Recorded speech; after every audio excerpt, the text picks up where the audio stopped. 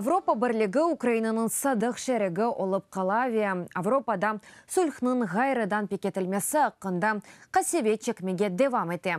Атта, өз ички мәселелеріне бақмадан, бөлелікнен Авропа мемлекетлерінің темселжілері Авропа бірлігінің елчісі Хюк Мингареллінің сөзлеріне изатлады.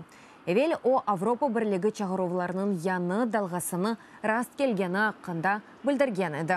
Ижрет ве терроризм кебі. Шының üçün шымды яны мемлекетлерінің шу сырада Украина ве Түркияның қошылуына азырдегіл. Авропа бірлігі чешу чығыруларға раст келе. Оларға жевап бере вечізіліш елларыны қыдыра. Бүгін бұны аза мемлекетлерінің чықысынен etmelemiz. Bu da özünden bir çıgırıvıdır. Ama Ukraynlar için mühimi 70 yıl devamında birlik territoriyasında barışıklığı saklap kelemiz. Ve bütün Avropa boyunca sulhını kurmağa devam edecekmiz.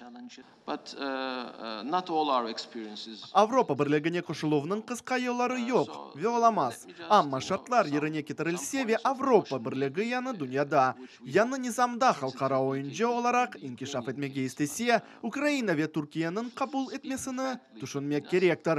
Birlik ise sınırlı alan çerçevesinde nizbi şekilde muvaffakiyetli olganından memnun kalsa, demek bu memleketler ona gereksizdir.